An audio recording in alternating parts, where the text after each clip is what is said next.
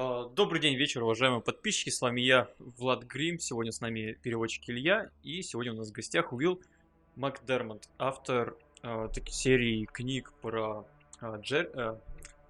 автор серии книг по Некромунде, про серию про Джерико и многих других. Сейчас мы начнем, чтобы не задерживать гостей. И первый вопрос: как вы решили стать писателем? So yeah, the first question is more or less the usual. How did you decide to start writing? Oh, okay. What Well, led you? thank you for having me today. I'm very excited about all this. I wanted to be a writer from a very early age. I was an avid reader really early on. I actually started with mystery stories. I read, like, I had the Ellery Queen magazine. I read all of the Hercule Poirot mysteries. All the Sherlock Holmes, of course, but then eventually I kind of moved into fantasy and science fiction. And that all started probably when I was about 12. I had a teacher who we had a reading class, and all we did the entire year was read books. And we read Hunchback of Notre Dame, but then we also read The Hobbit, and that just hooked me immediately. And I pretty much knew right then that that's what I wanted to do. I wanted to be a writer. And so that's, I kind of pursued that through. I eventually, went to college to get a communication degree because I thought, being an editor is going to pay more bills, and that has actually proved true throughout my life. I've been an editor and a writer, and I make a lot more money as an editor because you can get paid on a regular basis. Whereas with writing, especially writing fiction, it's up and down. But yeah, pretty much my entire life I wanted to write, and pretty much wanted to write fiction, fantasy and science fiction from a very early age. All right. Thank you. Let me just translate it. Короче, по сути, с раннего возраста уже хотел быть писателем. Начинал читать всякие такие, как-то мистери, то есть загадочные, как-то не то что загадочные истории, а знаешь, такие, как он упомянул Шерлока Холмса и Эркюля Пуаро. То есть такие вещи, которые... Детективы. Да, ну, нет, вот не детективы, а именно такие, с налетом такого загадки, короче. То есть, когда они... Ну, то есть... чтобы не просто реалистичный детектив, потому что у Шерлока Холмса же помнишь тоже, там есть, то есть вот, элемент такой мистики. А потом, собственно, перешел на фэнтези и science fiction, на научную фантастику. Почему? Потому что он говорит, они в школе читали, как у него был учитель, с которым они читали прямо целый год довольно классные книжки, и началось все с как-то Hunchback of Notre Dame. Это Горбун Нотр-Дама, или как-то так, я на английском прочитал. Вот. И потом, когда они пришли к «Хоббиту», это был такой переломный момент, когда он сказал, все, блин, вот это вообще точно мое, я прямо хочу это читать, это писать. Вот. Но, говорит, со временем пришел к тому, что быть редактором, наверное, как-то удобнее, чем быть писателем, хотя бы потому, что платят получше. И больше можно рассчитывать на зарплату редактора, чем, собственно, на гонорар писателя. Вот, как-то так. А как так получилось, что вы стали писать для Games Workshop? So how did you actually come, at the end, how did you come to be a writer for Games Workshop for Black Library? That's a fun story. So I had written a couple of novels for Magic the Gathering. I had worked at Wizards of the Coast as an editor on Duelist Magazine and got to write some short stories and then a couple of novels. And then I went to Gen Con, big gaming convention, and I met with Matt Forbeck, another author who's written for Black Library, and he introduced me to Mark Gascon, who was the publisher at the time. And then Mark and I started a conversation, and the rest of it's a little bit of a long story. If you want to translate that part, and then I can finish it up, or I can Sure. finish it up. I mean, I'm basically making notes here, so Gotcha. I will try to follow. Okay. But if I have problems, I tell you. All right. Sure. So Mark and I were having conversations via email about what I might write for them. And this was going on for a couple of months. And then in like October of that year after Gen Con. He contacted me. What year was it approximately? If you let me take a look at the date on Royal, because it's a while back and I have to refresh my memory. This would have been probably 2004. Oh wow! All right. So he contacted me in like October and said, "Hey, would you like to write a Cal Jericho novel?"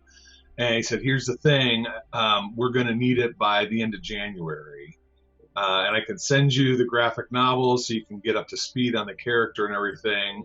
And we have a working outline, which turned out to be like really a couple of pages. It was really more of a proposal for the novel than a full outline." Mm-hmm.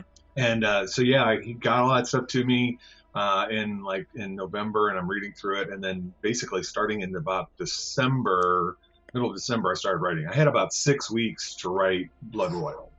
Wow. And I'm not sure what happened with Gordon Rennie. He had written all the graphic novels, and he was supposed to write the first novel, but something happened. I'm not sure what. And they had his basic outline, and that was it. And so that's why we ended up having co-writership on the first novel. But I did all the writing. I took his outline and I fleshed it out and did all the writing. But yeah, I wrote that novel, 70,000 words, something like that, in about 6 weeks. Wow.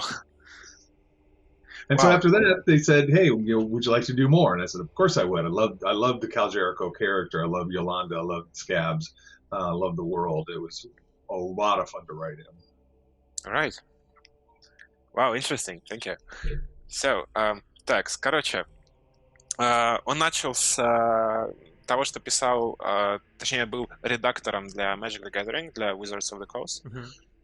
И потом сначала вроде начал писать в эту сторону, а потом его контактировал Марк Форбек из Black Library. Они разговаривали по имейлу какое-то время, и, говорит, где-то вот как раз про год я уточнял, он говорит, где-то типа октябрь 2004 года. Он по нему постучал и говорит: "Слушай, нам, короче, тут нужна помощь. Нужно написать про Кэла Джерико. Ты, говорит, можешь подмогнуть?" Он говорит: "Ну, в принципе, да", говорит, "пришли какой-нибудь там план для книжки". Ему прислали запрос, он говорит, там было типа пара страничек, примерно набросано, кто вообще это такой. И писатель, который должен был этим заниматься, он каким-то образом отвалился из этой всей истории, но при этом аутлайнер подавал он. Поэтому... Короче, говорит, он начал это писать где-то в середине декабря, и он за 6 месяцев получил написал Blood Royal, вот это как раз первая книга Кэла Джерико. И на ней указано еще совместное, то есть там указаны оба имени, и человека, которого он подменял, и, собственно, его собственное. И он говорит, что они... Ну, получается, что написал-то, по сути, все он. Вот в этом виде. Да. Давай немного пояснить для Уилла дам. У нас... Давай. В России серию про Джерика не перевели официально. То есть у нас сейчас кто читает, они либо читают фанатские переводы, либо читают в оригинале. Ну, для понимания, что у нас такая серия для... Только такой узкий круг лиц ознакомились полностью с ней. Yeah, so just by the way, it's so the Cal Jericho series. It's not actually officially translated into Russian. So most people in Russia either read it in fan translation or in original. So it's basically a pretty, narrow circle of people who actually read it. And it's been translated a lot. I should talk to them and see if they can get a Russian translation for you guys. Would be nice. Yeah. I have a ton of versions of it in different languages. It's always a lot of fun to get a box in the mail and find out, oh, I've been translated into French now. That's awesome. A quick question from me. What was the most exotic language that your books were translated into? Let me see. Я спросил насчет какого-то интересного языка, на который переводили. So, let's see. Probably the most fun one was I wrote some guidebooks for the Urza Legacy Saga, Legacy Destiny versions of Magic the Gathering, and so and then they were translated into. Is it Japanese? I think it's Chinese, or Japanese. I'm not sure. But yeah, I have these, which are fantastic. Nice. Собственно, книжки по МТГ, которые были переведены, говорит, не пойму, то ли китайский, то ли японский. По-моему, это японский был на обложке. Вьетнамский какой-нибудь. Вьетнамский. Like the French version of, I think that's Blood Royal. No, that's Last Gun Wedding. Yeah. This is Cardinal Crimson. Cardinal Crimson. Yeah. В мягкой обложке, да? Да, мягкая обложка, да. Blood Royal. Ага. And then this one is, I think this is also Blood Royal, but I'm not sure. Blouse. That must be German. Blaues Blut? Yeah, must be German, yeah.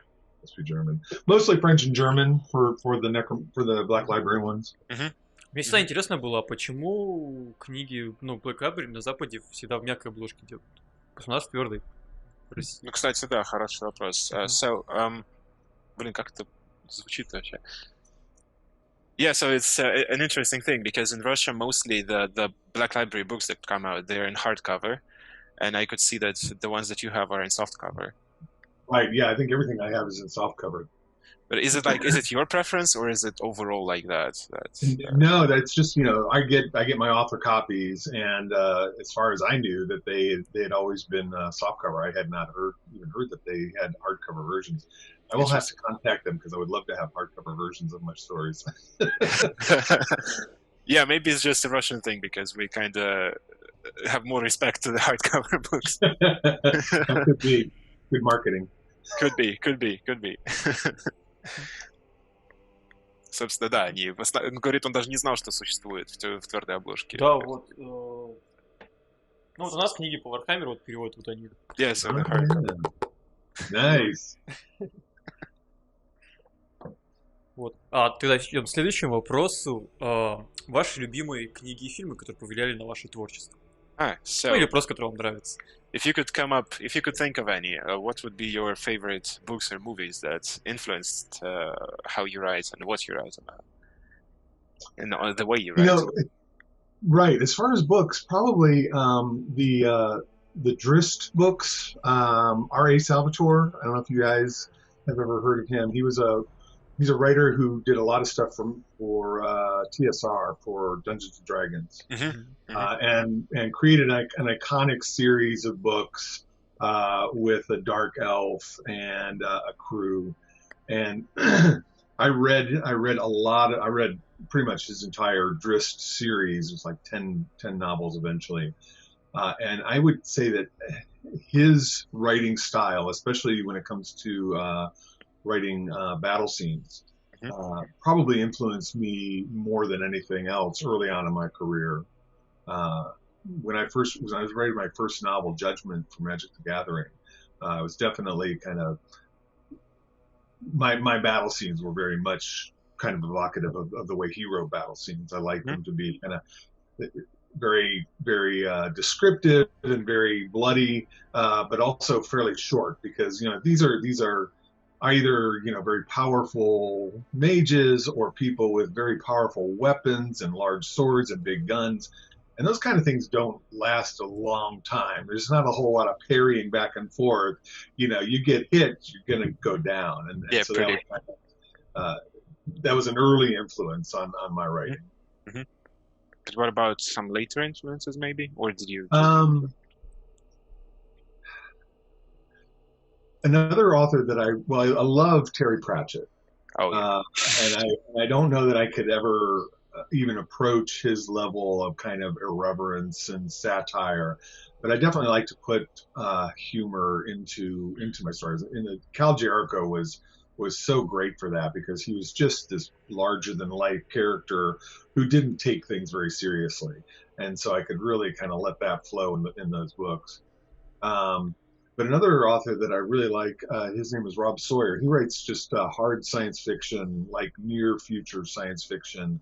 And the one thing I learned from Rob is he does a ton of research because he wants everything to be very, very true to what it would be like, even if he's making some alterations to the world that don't exist.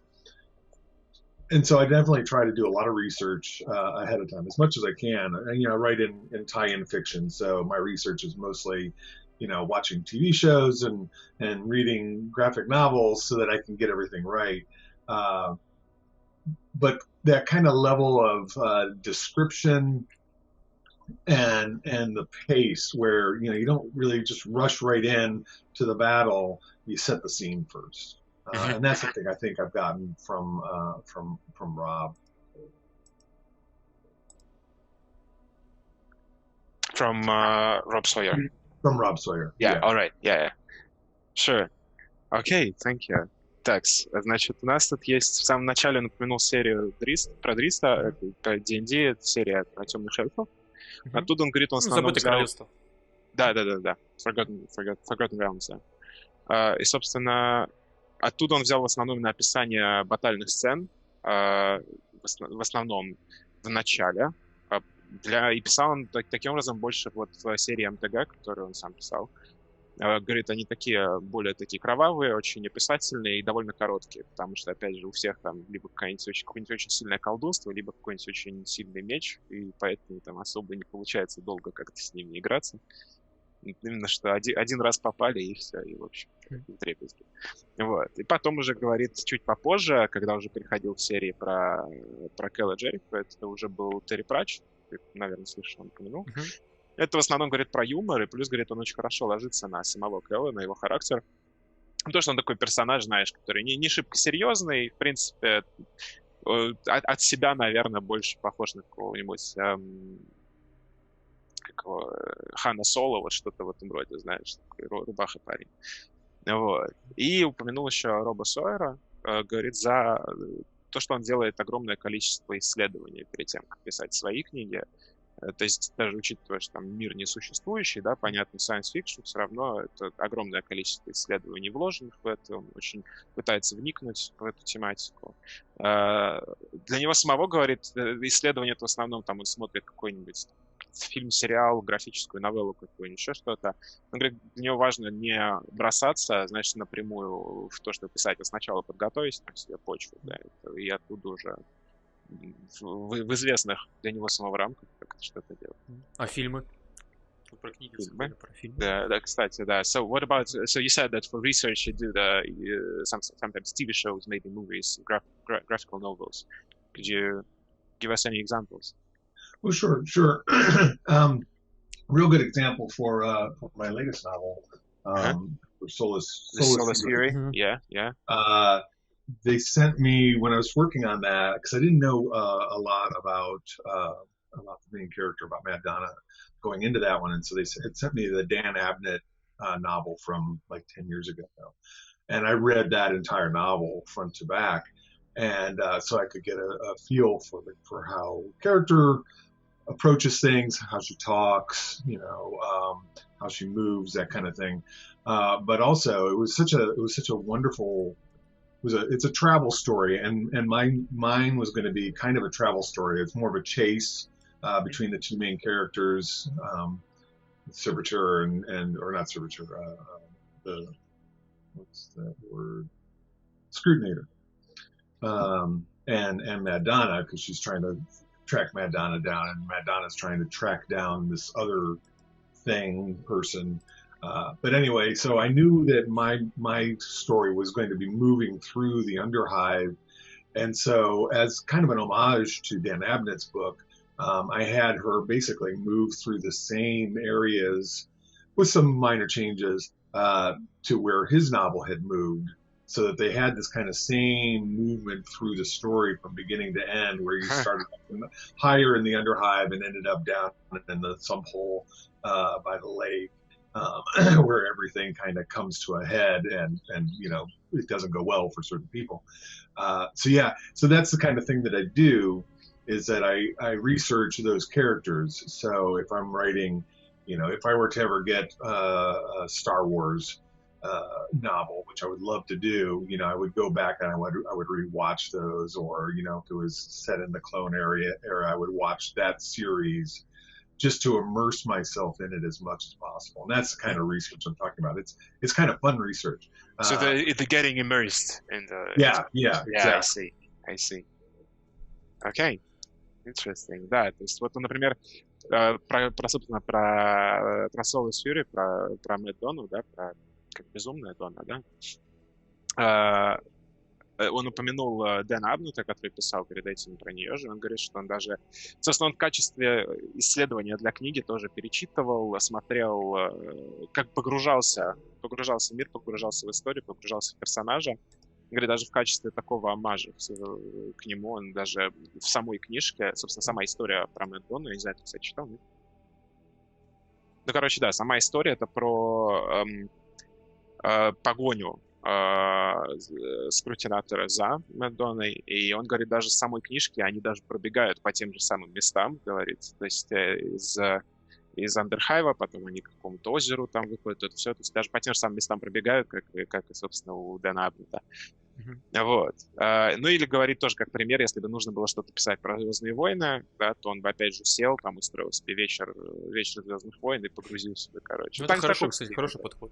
Да, мне тоже нравится, да. Все, следующий дальше, да? Можно, конечно. Вы писали новеллу по Necromunda во времена первой редакции. Играли ли вы в старую редакцию и новую 2017 года, и за кого? Ага. So, you wrote books about Necromunda in the first edition, right? So have you actually played the first edition or the 2017 edition? No, I haven't. I've read, a lot of the material. Any material that they can send me, the rule books and stuff, I read through that. And I'm a gamer. I never got into Warhammer or the Necromunda part of it. I was more Dungeons and Dragons guy. Played Rollmaster, which is the most chart-driven game, role-playing game in existence. My group, when I was younger, played a lot of Champions, the superhero. So I draw upon a little bit of that as well. But yeah, I never actually played the Warhammer games. Kind of watched them. I've been to conventions and watched them play, and I love the war gaming, but it wasn't ever something that I really got into. I was really more of a role player. But the one thing I've always tried to do, this was an aphorism that was told to me by another game writer early on, was you never let them hear the dice rolling. The story needs to be a story first. You definitely want it to feel like the world of the game, and you definitely want it to feel like the game is there in the background. But you should never hear the dice rolling while you're reading the book, and the story comes first. Right. Thank you. Sure.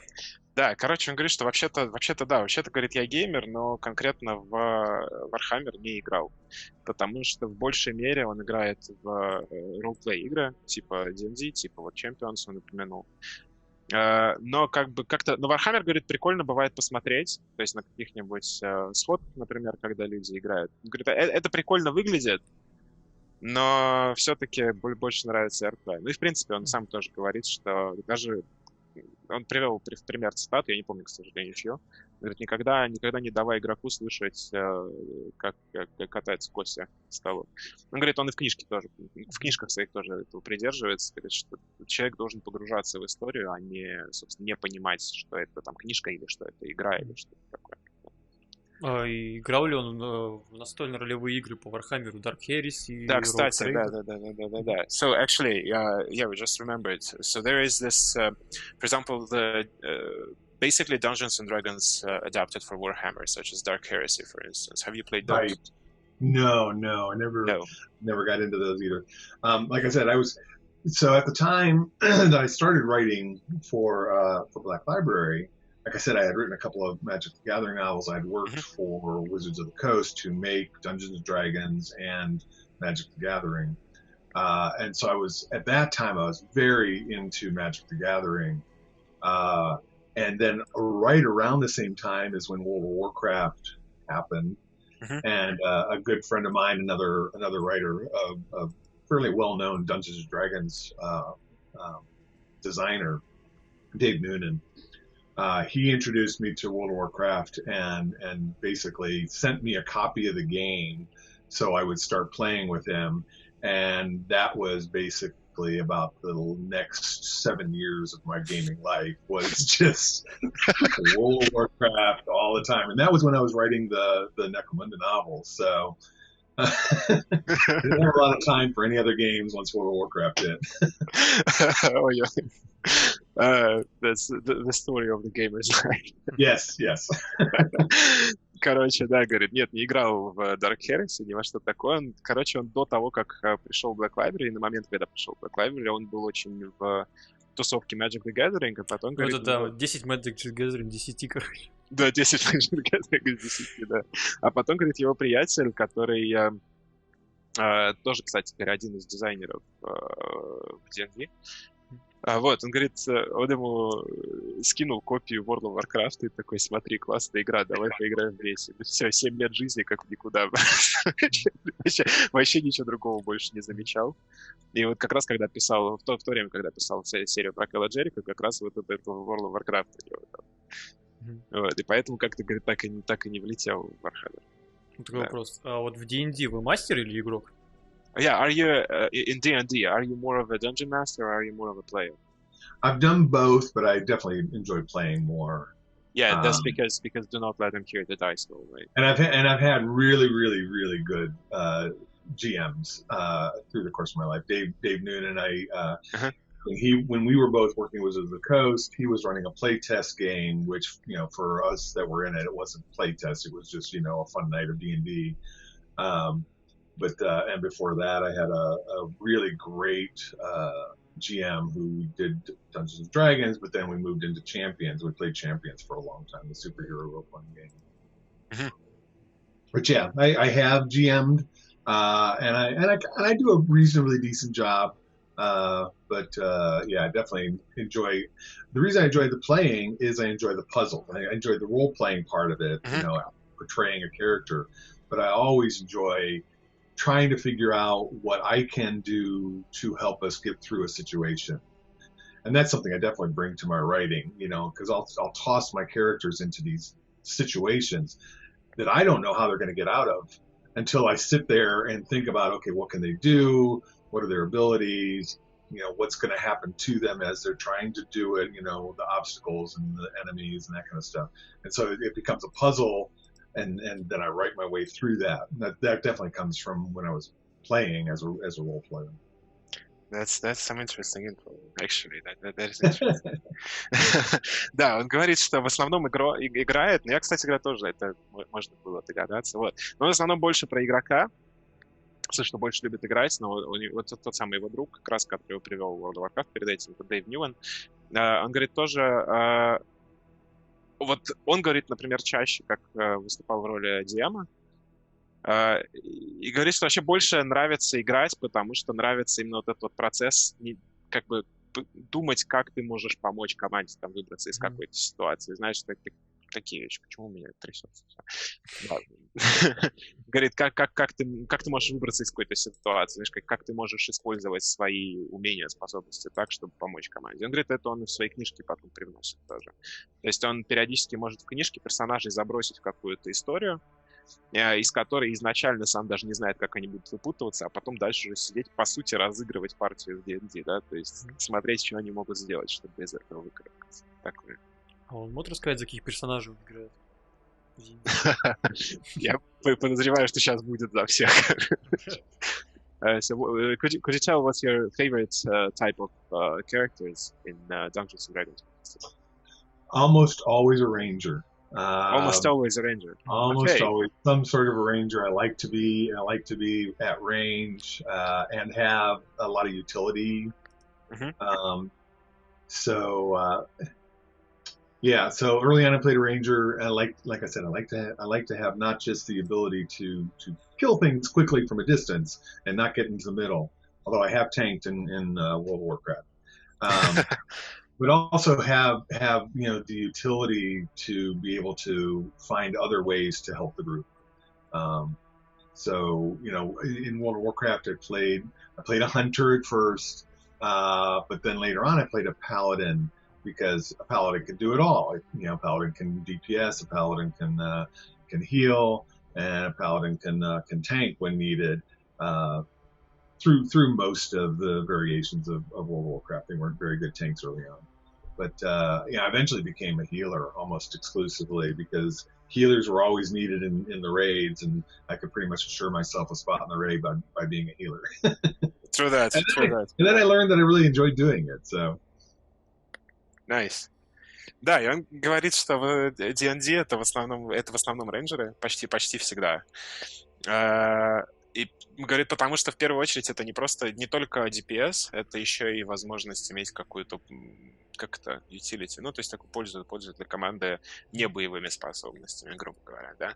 Это потом перенеслось в том числе и в World of Warcraft, потому что изначально играю за охотника, потом в итоге стал играть за паладина, потому что это такой наиболее версатильный класс. Ну, типа, и танк, и ДДшник, и хиллер. И, говорит, в итоге, в конце концов, стал играть за хиллера, просто потому что как в рейды проще всего найти, если ты хиллер, а потом в итоге как-то их тянулся. Такие дела, да. Идем туда дальше. Чем вдохновлялись, прописывая характеры и внешность Джерико и Иоланды? Это, я так понимаю, что про внешность, да, я помню, там важно. Да. Yeah, so, what was your... Как будет вдохновление? Господи, как я застрял. Inspiration, господи. What was your inspiration for Cal Jericho and Yolanda's characters, and also how they look? It's also pretty interesting. That all came very much from the graphic novels that had preceded the novels.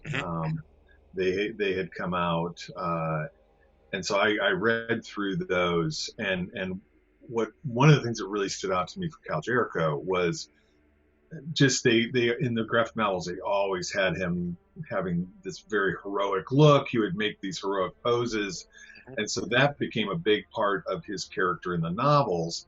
And is that, especially in the first one, is that he would purposefully find ways to make himself look good while he was doing things, so that he just was this majestic character, because in his mind that's what he was. He's got a huge ego, but he's got the skills to back that up and the luck that helps him out. And so I was just rereading the first parts of Blood Royal, and there's this line that he says, maybe my luck is created by my good looks, something to that effect, where, because he is just such an outstanding character, he creates his own luck. And that was very much, I pulled that pretty much from the graphic novel. Same with Yolanda. Her look comes from the graphic novel. I would say that her character probably came somewhat from the graphic novel as well, but I think I put a lot more into her that hadn't been there. I don't think she was in the graphic novels as much, and so there was a little more for me to work with. And mostly for her, I wanted to have a very strong foil for Cal. He's so full of himself. He's so larger than life that he needed Yolanda there to cut him back down to size. So to be more grounded. And keep him grounded. Because she was always the one who's like, you're not nearly as good as you think you are. And it's a damn good thing I'm here to make sure that you don't get yourself killed. Right. Interesting. And there's a grudging respect, I think, from Cal to Yolanda for her skills as well, which is why he keeps her around. He wouldn't keep her around otherwise. Interesting. All right. Thank you. Sure. Так, ну смотри, про Кала, собственно, они оба, как они выглядят, говорит, в основном пришло из графических новелл. То есть тут он особо ничего не придумывал сам. Но, говорит, что касается характера, у Кала, в общем-то, у него все более-менее прописано уже и так было. В частности, он такие, говорит, он в графических новеллах очень любит принимать такие очень героические позы и, в принципе, знаешь, как выглядеть красиво, пока все это делает. Даже, говорит, у него в книжке есть цитата, собственно говоря, первой в Blood Royal, есть цитата этого самого Кала, что, типа, может быть, моя удача как раз-таки создана моим внешним видом, то есть потому-то я такой удачливый. Ну вот, и у него, разумеется, он умеет это делать, да, то есть не просто так, что у него это случайно получается, нет. То есть он крутой чувак, который умеет выглядеть круто, такое.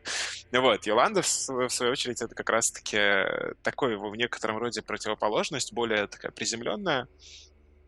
И она как раз выступает таким, ну, заземлителем, собственно, для него выступает, его периодически с небес на землю возвращает, и он, собственно, поэтому, говорит, он ее за это и держит, да, именно за это качество, плюс он уважает ее вот эту самую приземленность, так сказать.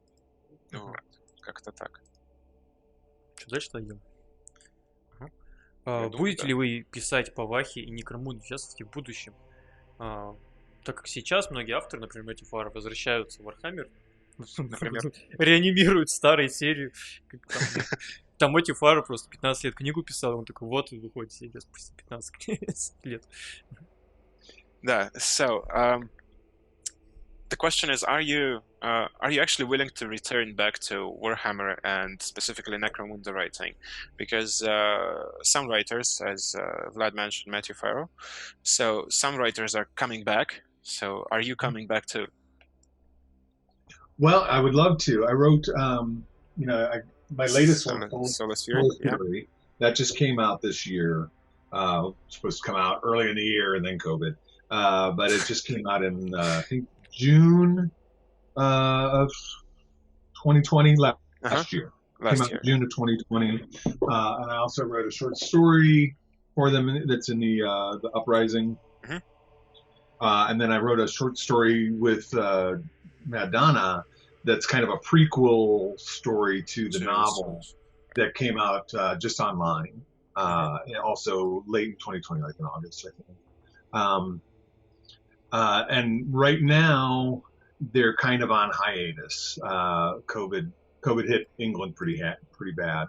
And the last, my editor, who's great, William Moss, at Necromunda, I just talked with him recently, and he's like, yeah, well, we can talk again in the fall about, maybe doing some more stuff in Necromunda. But at the moment, I think because of COVID, mostly the Necromunda stuff is again a little bit on hold. But yeah, I would love to return. I enjoyed writing Mad Donna. She's just crazy, and it's kind of like, she's very much like Cal in that she will do the craziest stuff and then find some ways to luckily live through it, and that's a lot of fun.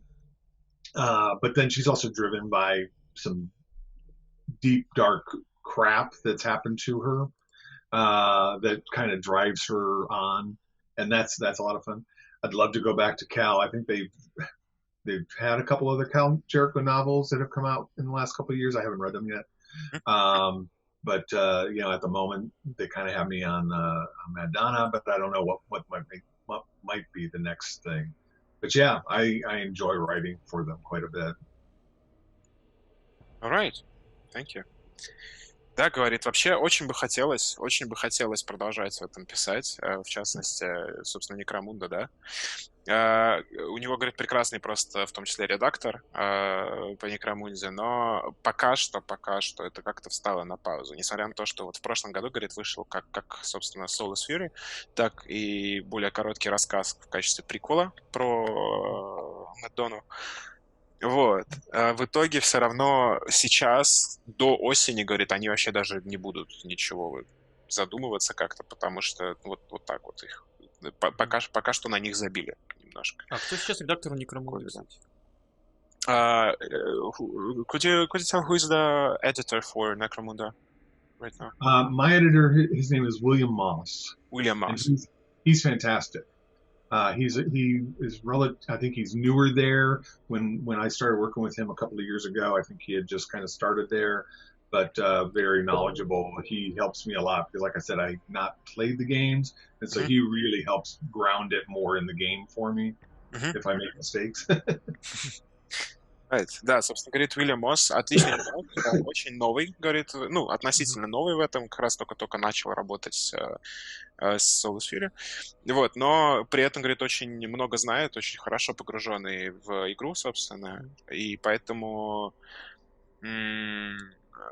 как раз-таки очень в помощь, так как сам мистер МакДермотт не играл и поэтому ему как бы очень помогает вот это самое присутствие Уильяма. Да. Он случайно не видел миниатюру Джерико? Новую. Кстати, have you actually seen the miniature of Cal Jericho? I think only online. I would love to get some of the. Gosh, I think I feel like I used to have one, but I'm not sure what's happened to it. We've moved several times since then, but not recently. And there's a new Madonna that it's either come out or is coming out that I want to get a hold of as well. Let me check. I'm interested. And again, COVID may have. Нет, я смотрю, Madonna, да, слушай, есть. Yeah, apparently it already came out. Well. Да, то есть, говорит, нет, миниатюрки нет. Говорит, Кала, по-моему, где-то была, но, возможно, где-то затерялась. Говорит, сейчас прямо очень хочет получить Madonna миниатюрку. Я сейчас тоже загуглил, как она выглядит. Прикольно, мне нравится. Слушай, а что за статуэтка сзади? Большая, там, трехголовый существует, что это? Можешь спросить? Да, кстати, what is the miniature that you have behind you, actually? The three-headed one. This big guy here? Two-headed. He is, oh gosh. Тоже не трехголовый. This is Ritlock from Guild Wars 2. Guild Wars. Yeah. So I worked at ArenaNet for about 4 years and worked on a couple of the expansions for Guild Wars 1 and did a lot of work on Guild Wars 2 before it had come out. So yeah, I got the big Ritlock guy here. He is a lot of fun. I like that character a lot. Nice. Да, собственно, это про Guild Wars. Он говорит, он успел поработать над парой расширений к первой части, и, собственно, над второй частью успел поработать довольно много, поэтому такой близко к сердцу. Вот такой вопрос сразу. Над чем вы сейчас работаете? Ну, в принципе, чем вы занимаетесь сейчас? Yeah, speaking of that, what are you working on right now? So you said that Necromunda is kind of on pause. Right. What is it?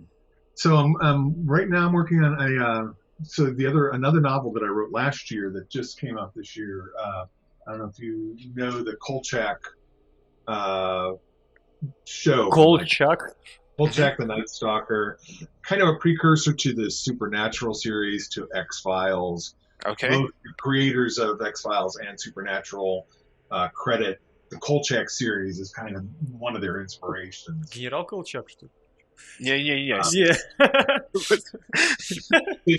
Kolchak is a reporter who gets involved in these supernatural stories. The first one is a vampire, and then there's this kind of necromancer that is in the second movie. And then they had a series. It was in the 1970s, so it's pretty cheesy. But a lot of fun. And so they've got novels coming out for him, and I wrote one last year that just came out, and I'm writing a short story and working on some proposals for another novel for Kolchak. So that's what I'm working on currently. All right, thank you. We had so much fun about this because there is a historical figure in Russian history whose surname is Kolchak. Interesting. Yes. General Kolchak. General Kolchak during the Great Russian Revolution. He was. I should look him up and get him into a story because that would be awesome. Oh my god! If you do, please tell Vlad. I really want to read it. Да, говорит. Very nice. Так вот, да, он говорит, он работает над серией Kolchak. Господи. Она такой, как бы. Эта серия, она как основа для серии X-Files. По-моему, X-Files не переводили даже на русский, как название. По-моему, так и есть. Секретные материалы. Секретные материалы, да, точно. То есть секретные материалы и Supernatural, сверхъестественное. То есть это как бы такая основа для них обоих, потому что из создателей из сверхъестественного X-Files, они как бы делали референс на Колчака и говорили, что вот прямо очень первоисточник. Да, но не как первоисточник, как бы они эти вдохновлялись очень. Это тоже такие истории, как он как репортер. Он постоянно там то вампиров каких-то встречает. А он русский, что ли, по происхождению? Сейчас спросим. Вот, но это, говорит, эти книжки, они, говорит, в 70-х еще были, еще писались, и поэтому они такие, типа, довольно Они сейчас уже больше забавно выглядят современному читателю, чем как-то серьезно, но такое. By the way, is Kolchak anyhow connected with Russia? Maybe he is Russian or something. You know, I mean, the name obviously is, right? It's definitely Yeah, Slavic. looks so like that, yeah. I don't know that there's anything in his that his background, his ethnic background comes into play anywhere, but that's something I can talk over with my editor, because now that I know that there's a General Kolchak, I definitely want to introduce that, and maybe it's one of his ancestors. That maybe. Говорит, нет, ну не то чтобы... Он даже не знал, говорит, что это как-то связано, поэтому... Ну, поговорит, говорит, с издателем, с редактором, простите. С редактором поговорит, может быть, как-нибудь вплетет это туда, собственно, самого нашего Колчака. У нас очень любят этого Распутина везде. Везде Распутина вплетать, бессмертного некроманта. Yeah, so they really like to make Rasputin into a necromancer. So why not make Kolchak into a demon hunter? Right. I think there's a natural crossover there. Yeah. Sure. I mean, it's approximately the same time, so why not? In fact, I can see a story now where you've got two mysteries going on, and one is Kolchak in the present day dealing with a necromancer, and one is his ancestor General Kolchak dealing with Rasputin. The story writes itself. Exactly. Like I always said, if you need inspiration for a good story, just look up in history. Yeah, exactly. Yeah. Да, говорит. Ну, типа, все, вот у нас сложилась, говорит, история. Сейчас, может быть, уже что-нибудь про это можно написать. Авторские права не забудьте прислать. Make sure to state us as co-writers. I'll give you guys credit in the back. Hey. А компьютерными играми сейчас, занимаетесь? Yeah, are you actually working with any video games? So you stated the Kolchak series that you're working on right now, but what about any video games? No video games at the moment. I had worked, like I said, I worked for ArenaNet for a while. Before that, I worked for, I also worked for another game publisher that brought games from like East Asia, from Korea, China into the United States for a while, kind of off and on. But one of the things I've been doing more of the last couple of years as a contract worker is I've been working with a company that is now Funko Games. I don't know if you know the Funko Pop figures. They're huge in the U.S., but they purchased this kind of local board game designer, and now it's Funko Games. And I've worked for them a couple of times over the last couple of years. There was a Choose Your Own Adventure game. I wonder if I have a copy of that. I should have a copy of that back there. Choose Your Own Adventure game that I wrote most of the storyline for the Choose Your Own Adventure game, but it's a board game and not a book. And it's very interesting. And I've written like trivia for a sports trivia game for them, and lots of other stuff. So most of my game work lately has been in board games for Funko Games. Right. Нет, говорит, насчет видеоигр как-то не сложилось в последнее время. То есть он, понятно, он же рассказывал, что он работал на ArenaNet, вот, собственно, с Guild Wars. И еще помогал некоторым восточноазиатским, то есть корейские игры, например, какие-нибудь, их переносить, портировать на американское общество, больше, на наше западное. И сейчас работает со студией Funko Games. Это, опять же, азиатская студия, которая купила пару как-то западных настольно-игровых студий.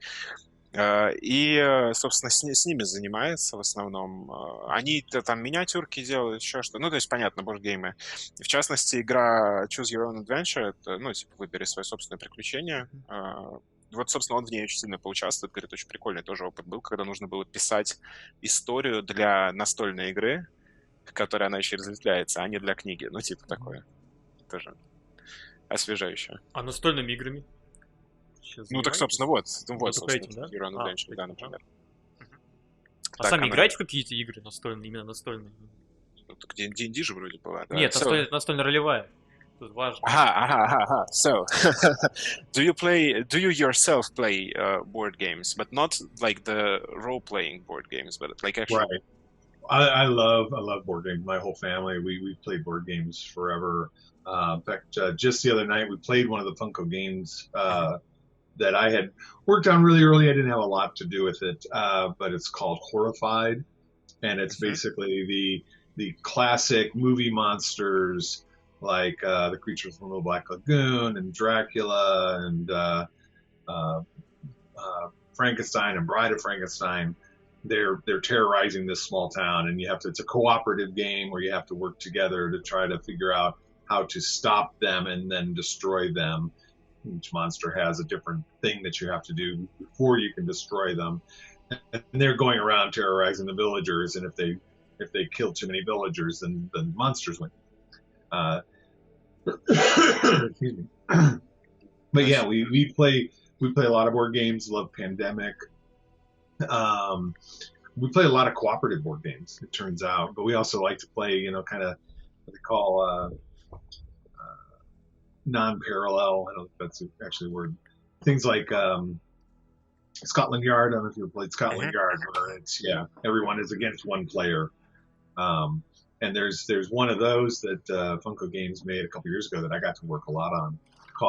That's based on the Jaws movie. And it's the three main characters from Jaws versus the shark, and it's actually the game has two phases. In the first phase, the shark is eating people swimming, and you're trying to stop the shark from eating people swimming. But then once the shark has eaten enough people, you move out to the boat, and the shark is attacking the boat and actually destroying parts of the boat as it attacks. And you have to kill it before the boat is destroyed. It's a fun game. Fun. Yeah, actually, you mentioned Pandemic, and one of the more interesting board games that I played was the Cthulhu edition Pandemic. Oh, interesting. If you know which one I'm talking about. Yes. You know, right? Yeah, we love. У тебя она есть, да, что ли? I could take the camera upstairs with that one. Oh, is that? No. Wait. That's. It's like Arkham Horror. Yeah, that's Arkham Horror. Arkham Horror. But the one I was talking about was the actual Pandemic in. The Last Tower. Да, последний час. Ага. Ну и ролеплей гейм. Call of Cthulhu. Yeah. Big fan of Lovecraft. Big fan of. Upstairs we've got a big extra room, and it's got two full-size bifold door closets, you would hang clothes in, right? Two really large closets. Both of those are completely full of board games. We have hundreds of board games in the house. we're big gamers. We always have been. I kind of feel ashamed for my collection now. My wife and I have been collecting games for a long time. Yeah, I can see. Да, вообще в целом, говорит, у него вся семья любит поиграть в настольные игры, как только что сказал, что жена, что он очень любит их собирать. Сейчас, говорит, вот 2 шкафа даже дома есть, таких вот прям больших, которые для одежды шкафы вообще. Вот эти вот, и прямо заполненные. А так, говорит, вот буквально чуть ли не вчера играли там в одну из настольных игр, как раз, кстати, вот Funko Games, на которой он работает. Такая, типа, кооперативная игра, вообще, говорит, часто играют в кооператив, тот же Pandemic, вот вспомнили. Вот, где нужно, например, там, деревню спасать от киношных монстров, типа, там, Дракула, вот, там, ну, понимаешь. Да, Scotland Yard упомянул, кстати, прикольная игра, очень советую от себя. Вот, и еще одну тоже упомянул по челюстям, по фильму «Челюсти», там, где... Тоже суть в том, что рассказ прикольный, там, где и акула такая что-то плавает, это кооператив тоже, где нужно от акулы от этой спасаться, короче, знаешь, такое. Весело. Что-то пойдем дальше-то? Планируете ли вы дальше писать про бешеную Донну? So, what are your plans on Madonna? Are you thinking of writing more about her? I would love to.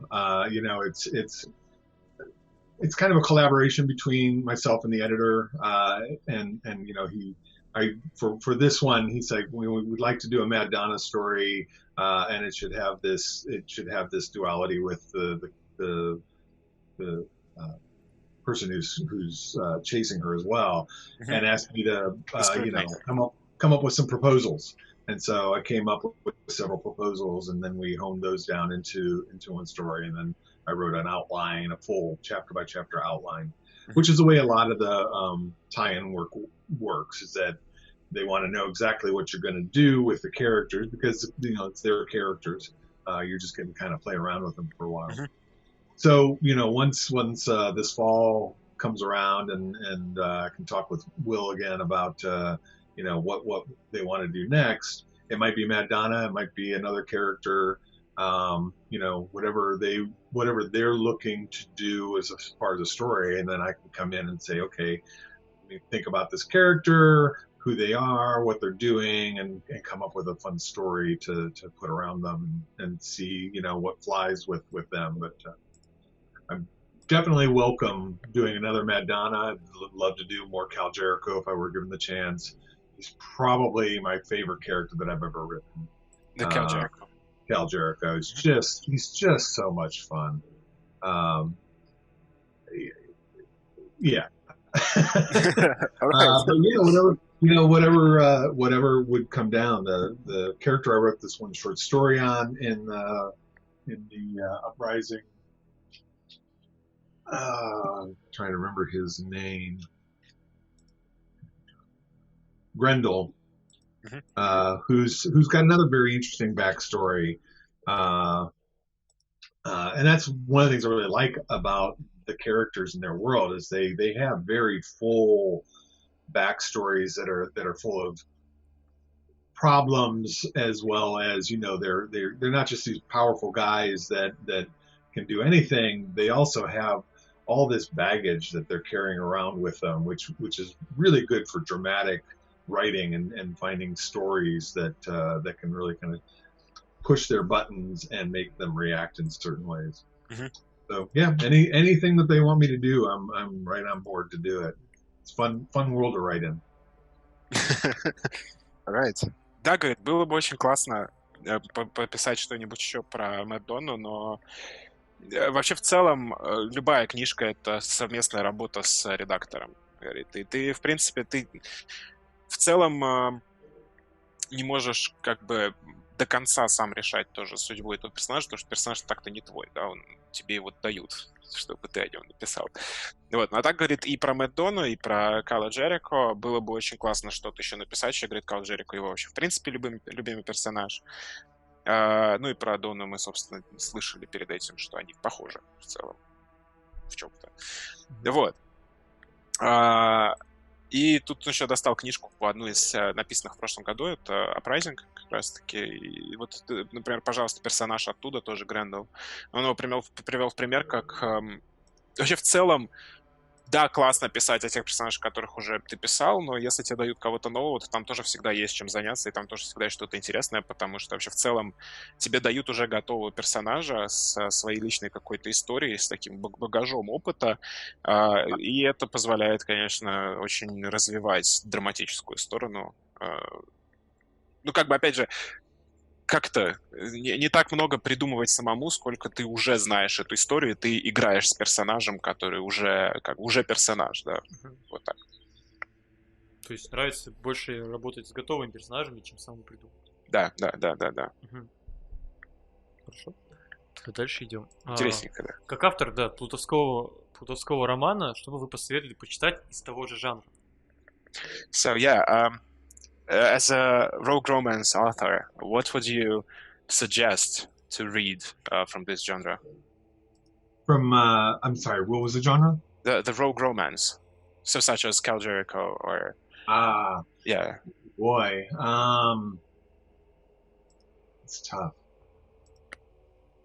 I'm trying to think.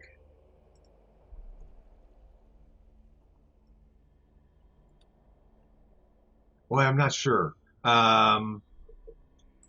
Actually, I haven't done a lot of reading. I used to read all the time, and I just don't read as much outside of Outside of research. Really. Trying to think. Yeah, I can't think of anything right off the top of my head that I've been reading recently. Like I said, the one author that I read almost everything he writes is Rob Sawyer, but that's a different genre. His is much more just kind of hard, near future science fiction stories. So not kind of that swashbuckling romance kind of thing. I mean, you did mention Terry Pratchett, so maybe something by right.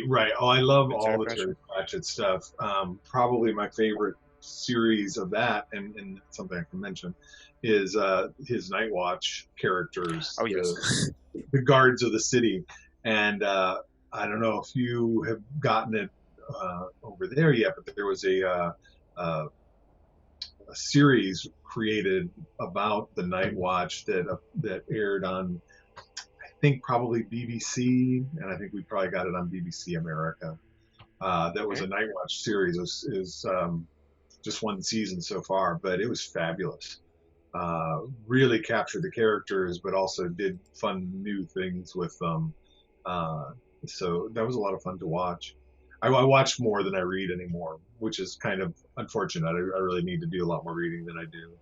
But yeah, we don't judge. But yeah, the Terry Pratchett Night Watch books. I was so sad when he got Alzheimer's and eventually passed, because he's my all-time favorite author. I read everything he wrote.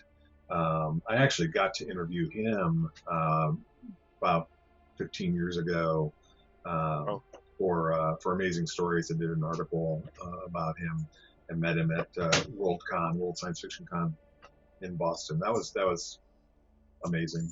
He was an amazing guy, just an amazing writer. Yeah, I definitely recommend anything by Terry Pratchett. If people have not read Terry Pratchett, there's 35 books out there that they could just tear through right now. I signed that, yes. Да, говорит, в принципе, вот так вот из последнего, что читал, не мог никак ничего вспомнить. Я напомнил про Терри Пратчетта, говорит, да, конечно, то есть Терри Пратчетта можно читать просто все. Оно, конечно, тоже не совсем прямо вот тот самый жанр, но близко. Давай будем честными, оно близко там где-то. Еще, кстати говоря, сказал, что вышел сериал, я, кстати, про него не знал, сериал по «Ночному дозору» про Терри Пратчетта. Ну, по «Ночному дозору» я такой флешбэк словил. Ну, Night Watch Терри Пратчетта, да. Вышел на BBC, возможно, на BBC Америка, возможно, то есть поэтому я, возможно, про него не слышал. Ну, прямо, да, говорит, очень классный сериал, очень хорошо переданы персонажи. Вообще, говорит, в целом смотрит сейчас больше, чем читает. Вот. Короче, да, очень советовал посмотреть этот сериал и очень советовал почитать Терри Пратчетта, если вдруг кто не читал. Это, как бы, да, это... Задрот, который не читал Терри Пратчетта, это не задрот. Давай будем честны. Я не буду говорить, читал, не читал тогда. Я не осуждаю, не переживай. Ладно, дальше давай. Если бы Кэла Джерико экранизовали, каких актеров он бы видел в ролях на главную троицу? Speaking of movies and TV shows, so if there was a TV show or a movie about Cal Jericho, what actors do you imagine to be there for the main three characters? Well, I think I would go. I mean, I don't know that she's the right stature for it, but it doesn't matter. I would go Scarlett Johansson. Oh yes, she's just fabulous. For Scabs, you need. I mean, he's way too old for it, but Danny DeVito would be perfect. For Cal? For Scabs. For Scabs, Scabs. Danny DeVito would be just fantastic, but he's probably too old. So you need a younger Danny DeVito. I'm not sure who that is right off the top of my head. And then for Cal, why? You know, I think I would go Chris Pine. I think he's, you know, he can play the adventure, but he can also do the comedy. Yeah, I think I'd go Chris Pine. Chris Pine. Alright. Да, собственно, вот у нас есть троица актеров. Говорит, Скабза, было бы классно, если бы его играл Дэнни Девито, но Дэнни Девито староват. Говорит, если бы был молодой Дэнни Девито, вот это было бы самое оно. Хоть не Роб Шнайдер. Ну, хоть не Роб Rob Schneider. Not that. О май гад. Ну, можно и так, да. Да, потом Скарлетт Йоханссон, просто потому что Скарлетт Йоханссон прекрасна. Я думаю, что тут, я думаю, даже ты согласишься. Вот. Ну и Крис Пайн для Кала. Вот. Как-то так. Я ожидал кого-то просто из той же лиги, на самом деле, что прям вообще вот так вот сказали, и все. Нет. Что, в принципе, у тебя есть вопросы еще? Лично, например, какие-нибудь появились? Ну, которые были, я на самом деле их так-то по ходу, в общем-то, и докидывал, так что... Вот. Ну, что, будем заканчивать? Заканчивать. So, yeah, thank you a lot. We ran out of questions. Great. Thank you. Может, смотри, давай. А может, у Уилла есть к нам вопрос? Да, so, maybe you have some questions for us. Tell me in the meantime, while we are thinking of some questions. Tell me more about the anthology that he produces. I've not heard about it before, and I was looking it up. You mean the video? Yeah, I don't remember the name of it. Doesn't he do some sort of a compendium or anthology of stories or that he produces? No. Maybe I'm misremembering.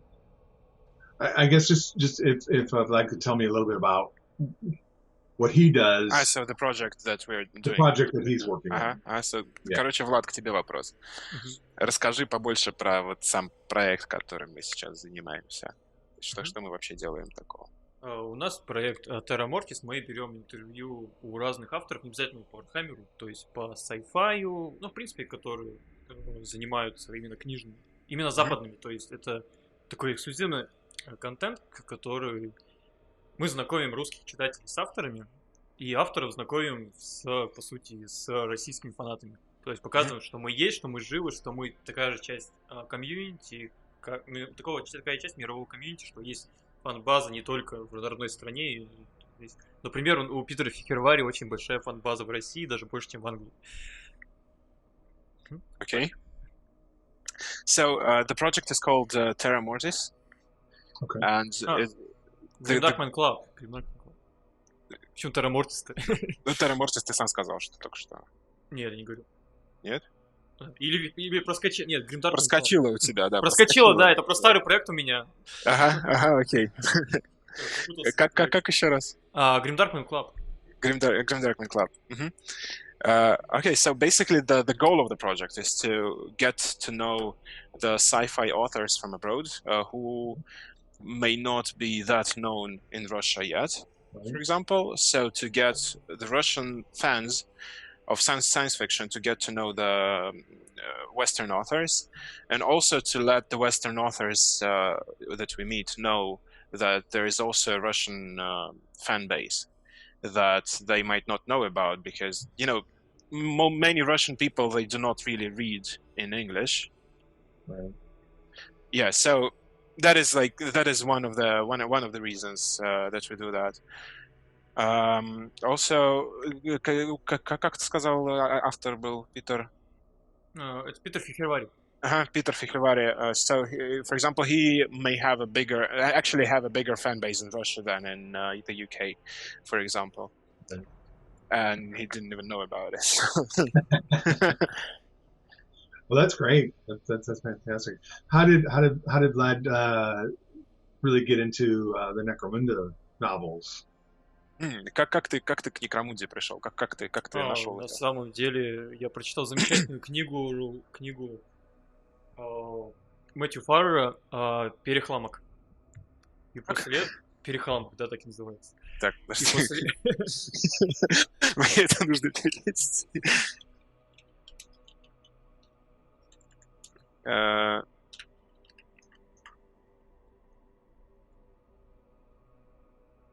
Так.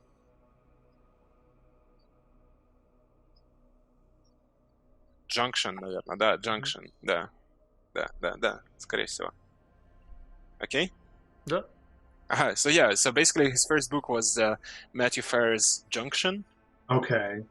Yeah, and that's how he got into the Necromunda series. Yeah. Nice. Damn wordplay. How do you translate it? It's what else does Vlad like to read other than the Necromunda? Что ты еще читаешь, кроме вот Некромунда, кроме Вахи вообще в целом? Как у тебя? He doesn't read Harry Pratchett, that's what I know. Я бы вот в последнее время читаю Питера Уотса. Peter Watts, окей. Да, Питер Уотс. Потом читаю книги по Звездным войнам, старые из расширенной вселенной. Uh-huh. Покупаю... So the Star Wars Expanded Universe, the Peter Watts, what is it, Firefall? Майкл Муркака. У меня такая список Майк Муркак, ага. просто на полке, который надо прочитать. Ой-ой. So basically he's got like the whole list of writers on his bookshelf that he still didn't get to because just not enough time. Right. Yeah, there's never enough time to read all the books. Yeah, I can feel that. Сейчас читаю русские комиксы, например. У нас есть русские комиксы, да. Серия Bubble, то есть Майор Гром, которая сейчас... Кстати, посмотрите, если сейчас появилась в субтитрах, на Netflix вышел фильм «Майор Гром». Это на Netflix вышел разве? Да, на Netflix. По русским комиксам, я еще не знаю, там есть субтитры или нет на английском? Should be. So, for example, there is one of the recent Russian movies that was made after Russian comics. After Russian comic, Major Grom. It's on Netflix. Okay. What was it?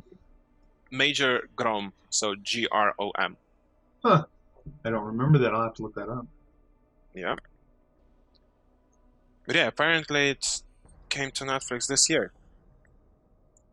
Nice. Yeah. So that's one of the things. Interesting. I actually didn't know it was on Netflix, but yeah, hopefully it's got subtitles. I love Netflix. I think they do some wonderful series, so I would definitely look that up.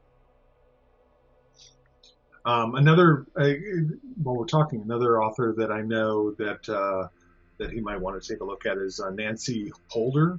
Nancy Holder. And she writes a lot of tie-in fiction as well. And I've read. She did the novelization of Crimson Peak, the movie, a few years ago, and I read that. Okay. It's fantastic. But she writes a lot of stuff. There's another one that I read a couple years ago that was a Star Wars novel. I've got it upstairs. I'd have to go get it to remember the name of the novel and the author. But I can send that name to Vlad later on.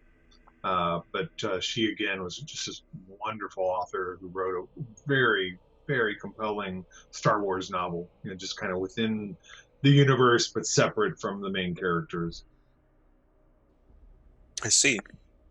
Так вот, говорит, очень советую тебе почитать Нэнси Холдер. Она, например, написала Crimson Peak, который экранизировали вот не так давно, наверное, лет 5 назад. Вот. Это Гильермо дель Торо-то? Да, Гильермо дель Торо, вот оно, да. Я не знаю, как он по-русски просто называется. Я фильмы, которые последние там 10 лет выходили. Не помню, вроде «Багровый пик» или что-то такое. «Багровый пик», наверное, да.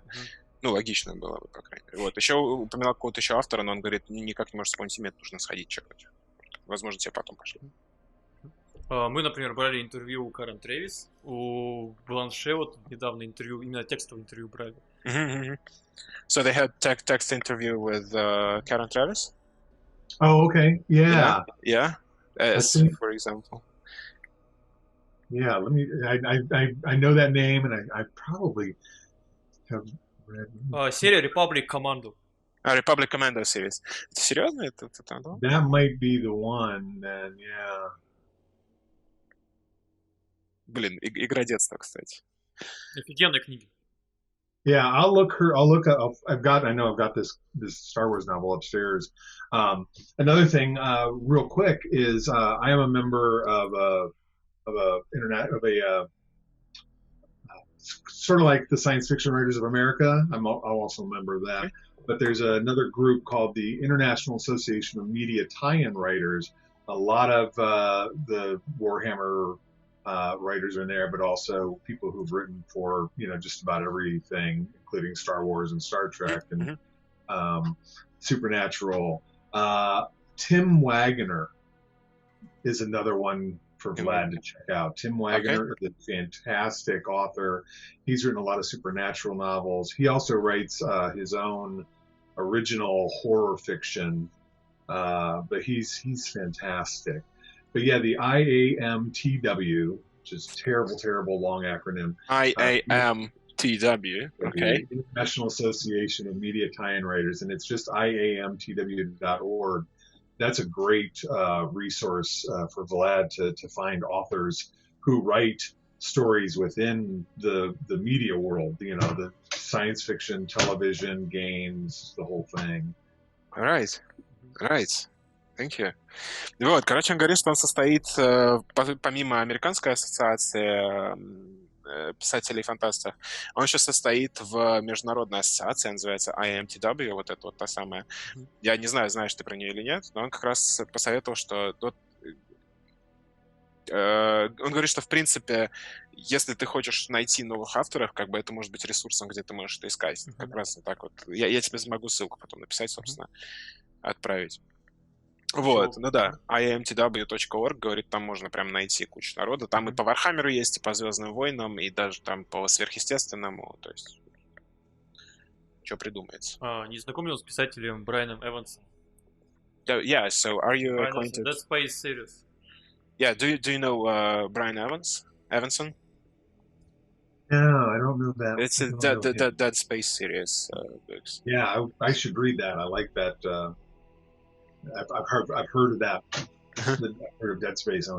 I'd be interested in reading that. That's intriguing.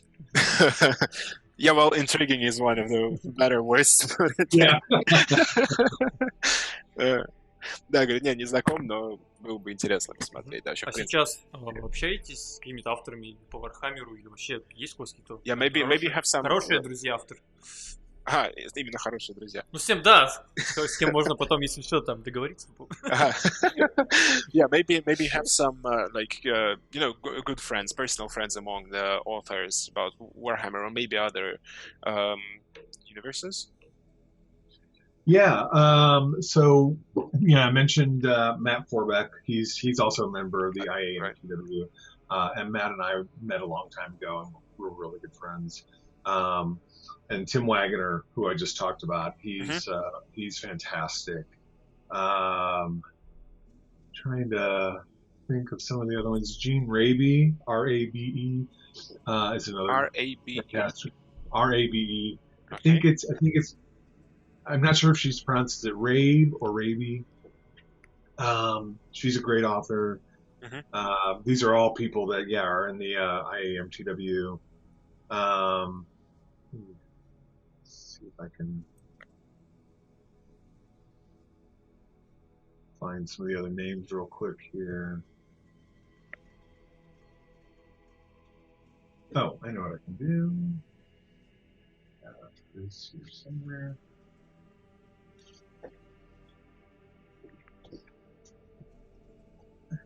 So this is an anthology from the IAMTW that just came out. I've got a story. All right. So I can look through these names. Max Collins is another good one. Jonathan Mayberry, M-A-B-E-R-R-Y. Jonathan. Yeah. What's the second name? Mayberry. Mayberry. It's M-A-B-E-R-R-Y. Jennifer Brozak. B-R-O-Z-E-K.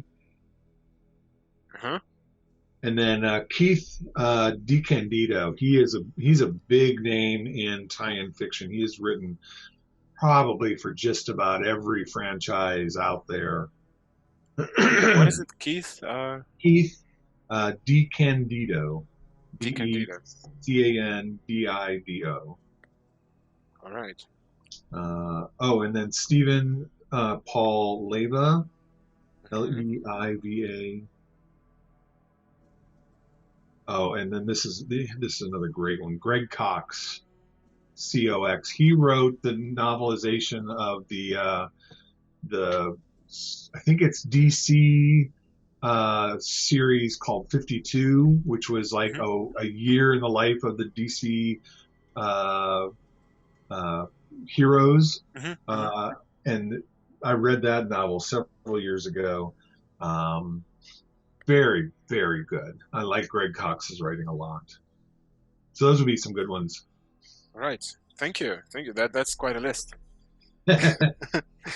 Короче, да, тут накидал прям писателей. Я думаю, я тебе потом это все сожму и закину.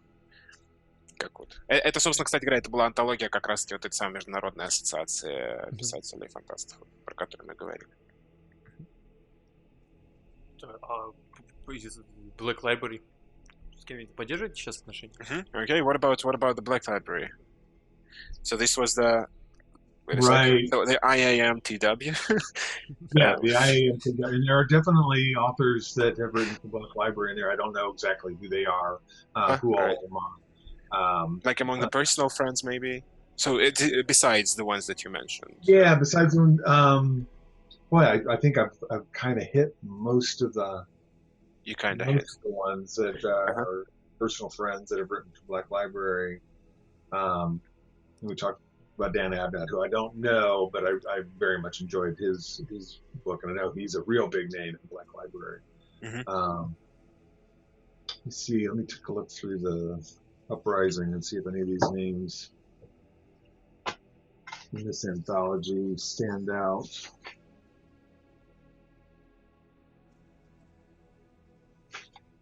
Yeah, no.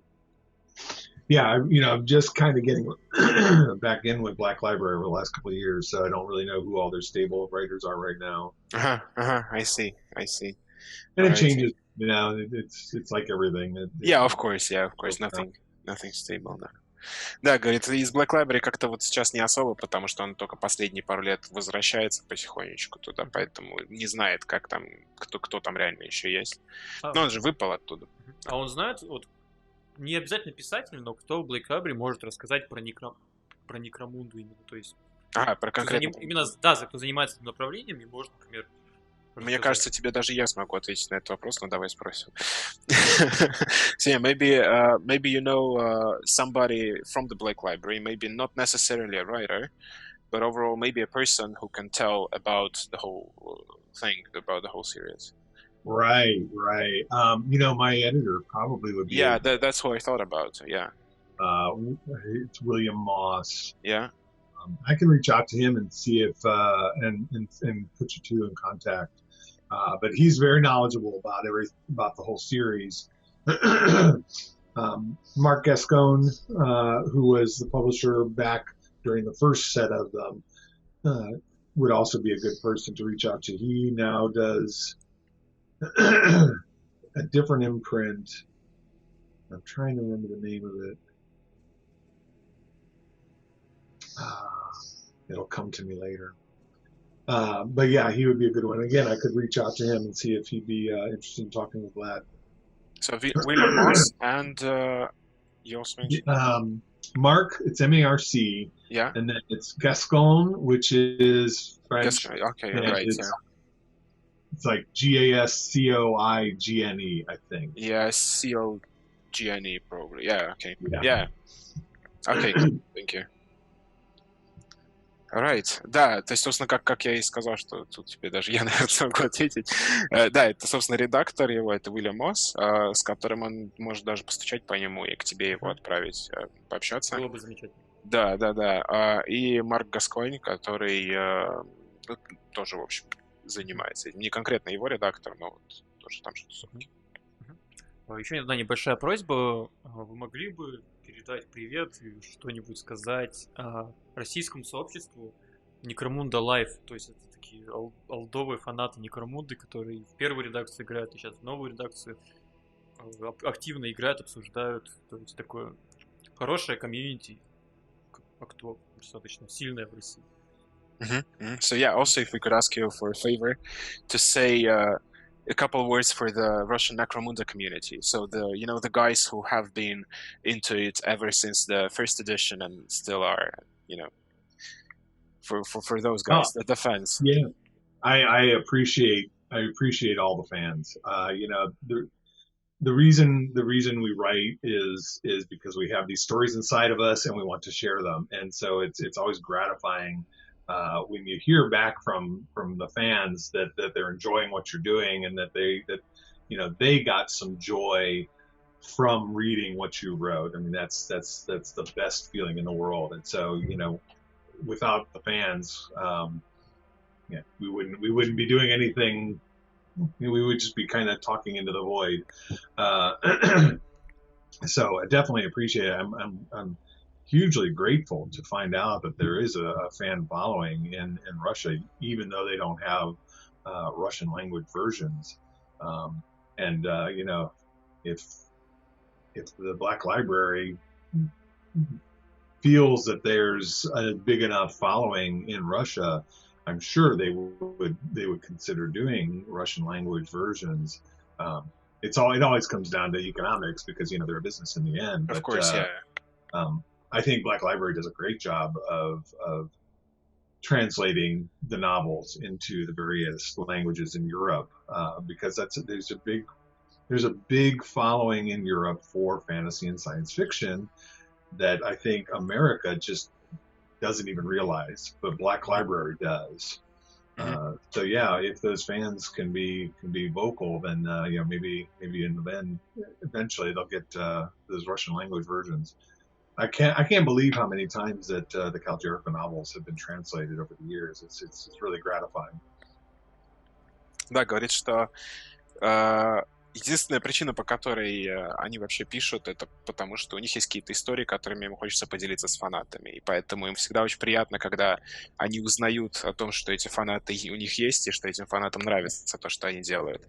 И, говорит, очень большим сюрпризом было то, что в России, несмотря на недостаток переводов, на то, что переведено не все, да, грубо говоря, все равно есть какая-то фан-база, которая продолжает жить, и говорит, если окажется, что она действительно такая большая, то Black Library, они же тоже не дураки, и поэтому они, конечно, будут тоже и переводы делать, и вот это все.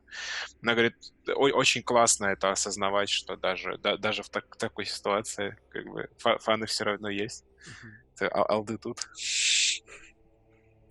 На этом, думаю, на этой хорошей ноте можно будет заканчивать. И думаю, мы еще встретимся уже в рамках подкаста, где сможем обсудить не только Warhammer, но вообще, в принципе, разные темы поговорить, обсудить новости, которые происходят там в сфере компьютерных игр, настольных игр, настольных игровых игр.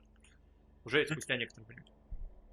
Okay, so thank you, and on a good note, maybe we'll see each other again, not in a video anymore, but on a podcast, discussing maybe not only Warhammer, but overall, the news of board games, video games, the books, the science fiction, the fantasy, Thank you a lot. Thank you a lot for being with us. It was a pleasure. Thank you. This was a lot of fun. I've really enjoyed it. It's, you guys really know the genre really well, and so it's fun. Just it's like talking with a couple of my gamer friends, right? we all kind of have that same feel for the work and for the games and the science fiction. So it's a lot of fun. Thank you. For us too. Thank you. Thank you. All right. Have a good day. You Bye. too. You too. Have a good night for you guys. Actually, it's a day for us, for me. All right. Thank you. Thank you. Goodbye. Have a good day. Thank Bye-bye. you.